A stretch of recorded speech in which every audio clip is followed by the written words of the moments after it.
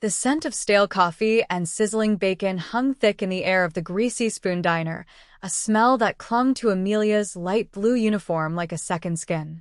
At 8:15 a.m., the morning rush was a symphony of clattering plates, shouted orders, and the low hum of conversations that would be forgotten by lunchtime. Amelia moved through it all with practiced grace, her white apron a blur of efficiency. She was 28, and her life felt like a collection of these moments, refilling coffee for tired truckers, smiling at families with sticky-fingered children, balancing 3 plates on one arm while her mind tallied the tips she needed for rent. It was a life lived on the balls of her feet, always moving, always serving. Then they walked in. The air in the diner seemed to shift, the chaotic warmth suddenly chilled by a pocket of intense silence. He was a man carved from shadows and steel, his suit so impeccably tailored it seemed offensive in the worn-out vinyl booth he chose.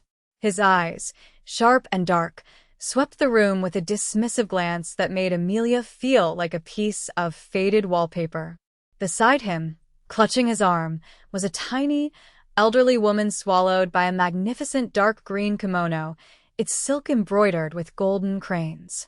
Her face was a delicate map of wrinkles, her movements frail, as she settled into the booth. Amelia grabbed a menu and a pot of fresh coffee, her professional smile already fixed in place. As she approached, the man was speaking into a phone in terse, clipped Japanese, his voice a low growl of command. He waved a dismissive hand at her, not even bothering to look up. Amelia simply placed the menus on the table and began to pour a coffee for the old woman, whose hands trembled slightly as she reached for the cup. It was then that the woman's eyes, cloudy with age, locked onto Amelia's face. A flicker of recognition sparked within them, a light cutting through a deep fog. Her lips parted, and a single, shaky finger rose to point directly at Amelia. "Son," she whispered in accented English, her voice thin but clear, cutting through the diner's noise and her son's phone call. He finally looked up, his expression one of pure annoyance. That waitress, she cared for me at the nursing home. Kaido's irritation was a physical thing, a tight coil in his gut. His mother, Chio, was prone to moments of confusion, a side effect the doctors at the Golden Years residence had warned him about. He paid them an astronomical sum, $240,000 a year, wired automatically on the 1st of every month, to ensure she received the best care money could possibly buy. He had seen the brochures himself, smiling residents, sun-drenched gardens, a staff-to-patient ratio that was second to none. He had signed the checks, fulfilled his duty, and compartmentalized his guilt. Seeing her now, pointing a trembling finger at a random waitress in a cheap diner, only sharpened that guilt into a defensive anger. He ended his call abruptly. "Mother, please," he said, his voice low and firm, meant to quell the scene before it began. "You are mistaken. This is just a restaurant," but Chio's gaze did not waver. It remained fixed on the young woman, who stood frozen by their table, coffee pot in hand, her expression a mixture of surprise and concern. Kaido sighed, preparing to apologize for his mother's outburst and leave. It was easier to run, to throw money at the problem and disappear back into his world of concrete and numbers. But for the first time in a long time, his mother was insistent. "No," she said, her voice gaining a sliver of strength. "Amelia." Her name is Amelia. The use of a name stopped him cold. It was specific. It was clear. His gaze, for the first time, truly fell upon the waitress. He saw not just a uniform, but a person. He noticed the exhaustion etched around her kind eyes, the way she held herself with a quiet dignity despite the awkwardness of the situation. He watched as an elderly man at the counter fumbled with his wallet, dropping coins that scattered across the floor. Without a moment's hesitation, Amelia was there, kneeling on the grimy linoleum, helping the man gather his change with a gentle smile and a reassuring word. There was a patience in the gesture, a genuine warmth that couldn't be faked. It was the kind of attention to detail he paid for, yet had never witnessed. A cold dread, heavier than any business deal gone wrong, began to seep into his bones. What if his mother wasn't confused at all? Amelia felt the weight of the man's stare like a physical pressure. It was analytical, stripping away her uniform and her professional smile, searching for something she couldn't comprehend. She had seen that look before, but usually from men who saw her as an object or an obstacle. This was different. This was calculating. The old woman, Chio, had said her name. The sound of it in this strange context sent a jolt through her. She searched the woman's face, trying to push past the web of wrinkles and the cloudy gaze, and then she saw it. It wasn't a memory of a face, but of a feeling. The memory of small, cold hands gripping hers for comfort in the sterile quiet of a 3 a.m. room change. The memory of a silent woman who would only watch the sparrows outside her window for hours on end. It was Mrs. Tanaka. That's what they called her at Golden Years. A resident who rarely spoke, whose file said her wealthy son paid for a private suite, but had only visited twice in the year Amelia had worked there. Mrs. Tanaka? Amelia whispered, the name feeling foreign outside the hushed corridors of the nursing home. The woman's eyes filled with tears, and she gave a small, affirming nod. Kaito's entire demeanor shifted. The annoyance evaporated, replaced by a tense, dangerous stillness. You will sit with us, he commanded, his voice no longer dismissive but laced with an unnerving intensity. It wasn't a request. Amelia hesitated, glancing toward her boss behind the counter, but the look on Kaito's face told her that refusing was not an option. She placed the coffee pot on an adjacent table and slid into the vinyl booth opposite them. The air crackled with unspoken questions. Kaito leaned forward, his expensive cologne a jarring scent amidst the smell of fried eggs. My mother says you cared for her. Explain. The demand was blunt, but beneath it, Amelia could hear a tremor of something else, not anger, but a deep, unsettling fear. The diner faded away, and the antiseptic smell of the Golden Years residence filled her senses. She was back in that place of forced smiles and quiet desperation, a place where kindness was a currency more valuable and far rarer than the money that funded it.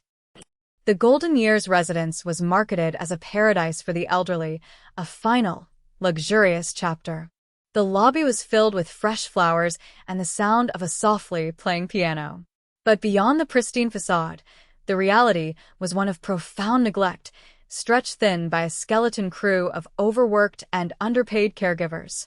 Amelia had taken the job out of necessity, but she stayed because she couldn't bear to leave the residents to their fate. She remembered Chio vividly. She was known as the Silent One. Most of the staff left her alone, marking charts with brisk, impersonal efficiency.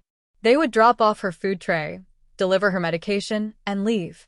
But Amelia saw the loneliness in her eyes, a deep, cavernous sorrow that 1,000 sun-drenched gardens couldn't fill. Amelia made it her mission to connect. She learned that Chio loved the color green, the scent of jasmine, and the taste of red bean paste. So Amelia started wearing a small jade pin on her uniform. She brought in a small jasmine plant for her windowsill. On her days off, she would spend hours in her own small kitchen, learning from online videos how to make dorayaki, a simple Japanese pancake with sweet red bean filling. The first time she brought one to Chio, the woman had looked at the small cake on the plate, then up at Amelia, and for the first time in months, she had spoken a single word in Japanese. Arigato, thank you. Amelia used her phone to learn other simple phrases. Oyasumi nasai, good night. Ohayou gozaimasu, good morning. She would brush Chio's long, silvery hair, humming old tunes her grandmother used to sing. She discovered that Chio had been a master of ikebana, the art of Japanese flower arrangement. So Amelia would bring her flowers, not the sterile arrangements from the lobby, but simple, wild daisies and dandelions she picked from a field near her apartment. They weren't grand, but they were real. They were a presence. They were proof that someone saw her, not as a room number or a payment plan, but as a person. She was showing up, in a place where the one person who should have, never did. You worked at the Golden Years residence? Kaito's voice was sharp, cutting through her memories. Amelia flinched, brought back to the sticky tabletop of the diner booth. She nodded, her throat tight. Yes. For about a year. I was laid off 2 months ago. Kaido's knuckles were white where he gripped the edge of the table. The carefully constructed world he had built around his mother's care was beginning to crumble, revealing the rotten foundation beneath. He had outsourced his love, paid a premium for a service, and assumed that the high price tag guaranteed high quality. He had mistaken a financial transaction for a human connection. Laid off. Why? He pressed, his voice dangerously low. Amelia looked down at her hands, remembering the cold, clinical meeting with the facility's administrator. I was told I was inefficient, she said quietly. I was spending too much time with individual residents. It was affecting my ability to complete my checklist of duties for the entire wing on schedule. They said my personal attachments were unprofessional, the words hung in the air, an indictment of a system that prioritized checklists over compassion. Kaido felt a wave of nausea. He had been paying for checklists. He had been paying for someone to efficiently neglect his mother while maintaining the illusion of care. He looked at Chio, who was now holding Amelia's hand across the table, her grip surprisingly strong. He saw the genuine affection in his mother's eyes, a light he hadn't seen in years. It was a light this woman, this waitress who made minimum wage, had sparked back to life while he was busy in boardrooms, building an empire that suddenly felt worthless. It's stories like this that remind us what truly matters. If you believe that compassion is more valuable than any currency, let us know in the comments below, and don't forget to subscribe for more stories that touch the heart. The truth was a bitter pill, and Kaido was choking on it. He had not just failed his mother, he had paid handsomely for the privilege of doing so. The shift in Kaido was seismic. The cold, impenetrable businessman receded, and in his place was a son drowning in shame. He waved away his bodyguards who had been hovering by the door, their presence suddenly an obscene display of the power he had so profoundly misused. His phone buzzed incessantly on the table, a stream of urgent demands from an empire that no longer held his attention. He silenced it with a sharp tap of his finger. Everything had narrowed to this small booth, to this woman whose quiet integrity had just shattered his world. I want you to tell me everything, he said, and for the first time, his voice held no command, only a raw, desperate plea. He looked at Amelia, truly seeing her now, not as a waitress, not as a former employee, but as the sole guardian of a truth he desperately needed to understand. He tried to fall back on his old ways, his only known method of fixing things. He reached for his wallet. I will compensate you for your time. For everything, Amelia gently shook her head, her gaze unwavering. That isn't necessary. What your mother needed, what they all need in that place, it isn't something you can buy. Her words were not an accusation, but a simple statement of fact, and they landed with more force than any physical blow. They exposed the poverty of his soul. He had an infinite capacity to write checks but had forgotten how to simply show up. He finally understood. This wasn't about money. This was about justice. It was about reclaiming the dignity that had been stolen from his mother, hidden behind fraudulent reports and a 5-star rating. He made a decision. I am going to destroy that place, he said, his voice a low, chilling promise. Not just the facility. The entire corporation behind it. And I need your help. He slid a black business card across the table. Quit this job. Today. You work for me now. It was an order, but the context had changed. It was no longer the command of a superior, but the request of an ally. A broken man asking for a guide through the wreckage he had created. The transition from the greasy spoon diner to Kaido's penthouse was a dizzying culture shock.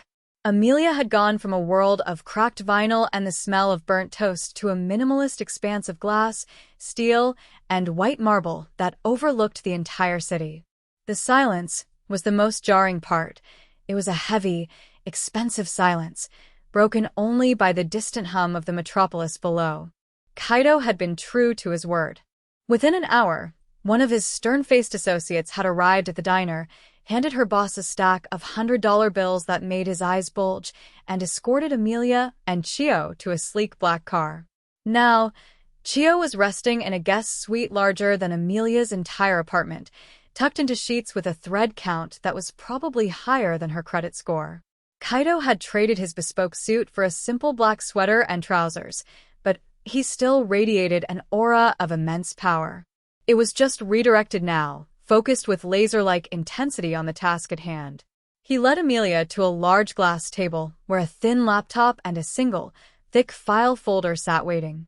"This is the file Golden Years sent me every month," he explained, his voice tight with controlled fury. He opened it, revealing pages of glossy photographs of smiling residents, glowing testimonials, and daily reports on Chio's health and activities, all meticulously forged. Enjoyed social hour in the garden, participated in group art therapy, excellent appetite and spirits. He read the lies aloud, each one a fresh stab of guilt. "She hates gardens. She has no interest in art.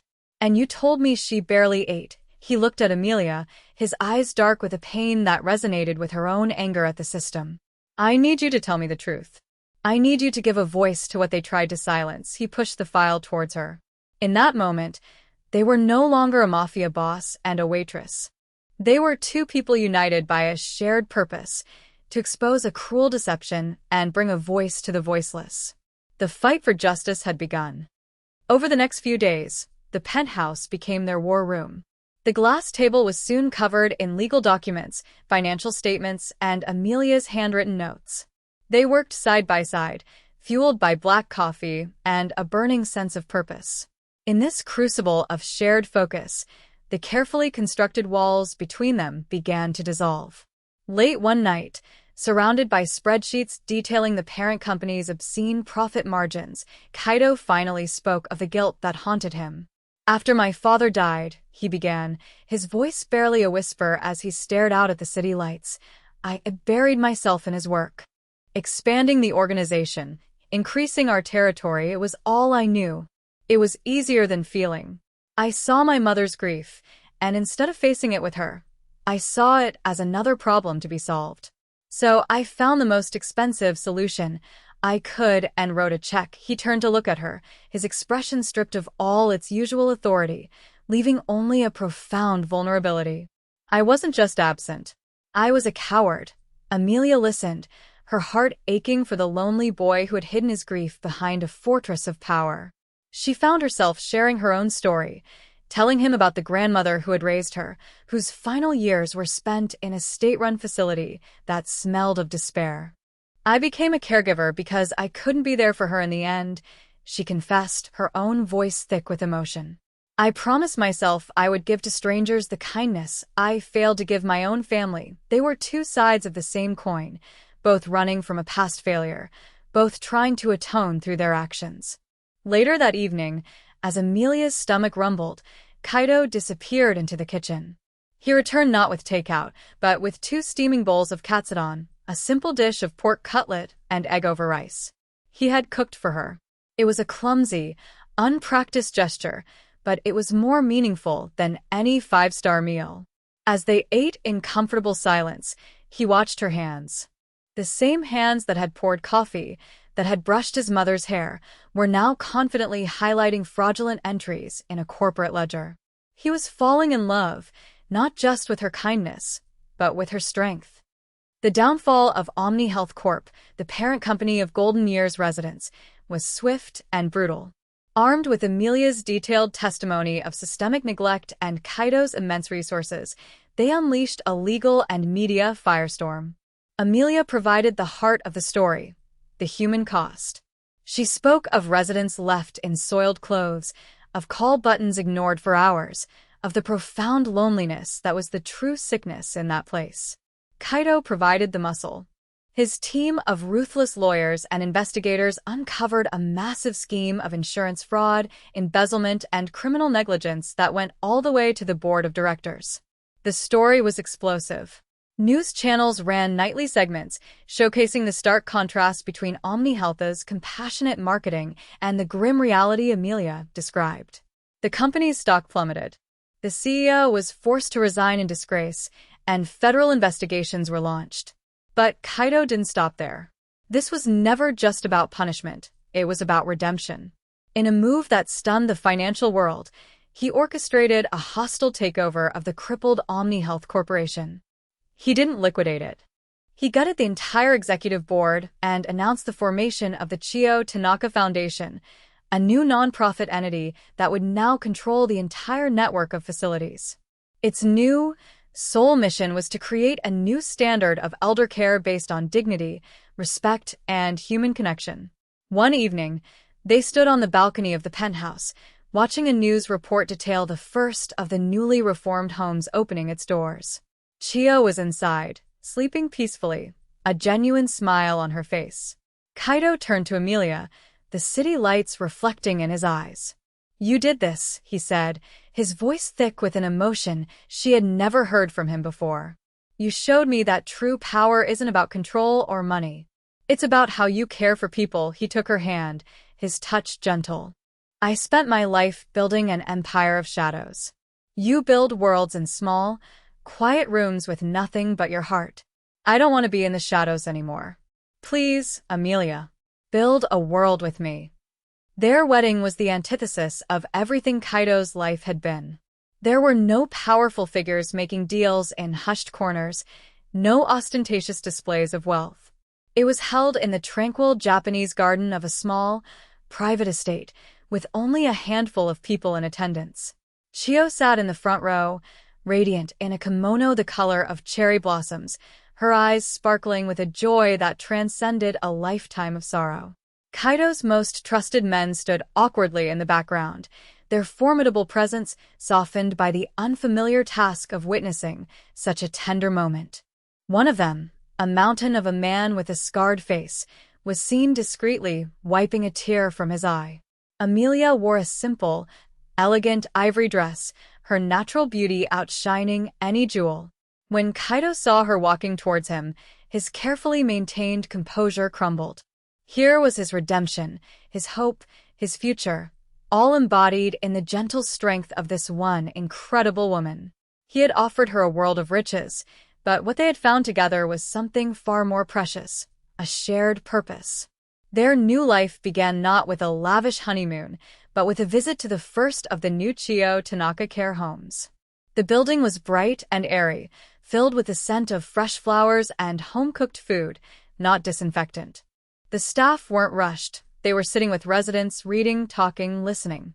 Amelia walked through the halls, not as an employee, but as the co-founder, her insights shaping every policy, her compassion the guiding principle of the entire foundation. Kaido walked beside her, no longer a ruler of the underworld, but a partner. He had learned that protecting his family wasn't about building higher walls, but about opening doors to let the light in. One afternoon, they sat with Chio in the garden, watching her teach a small group of residents the art of ikebana. She was laughing, her hands steady as she arranged the flowers. Kaido reached for Amelia's hand, his heart full. He had spent a lifetime accumulating power, only to discover that the greatest strength he would ever know was the quiet, unwavering love of the woman sitting next to him.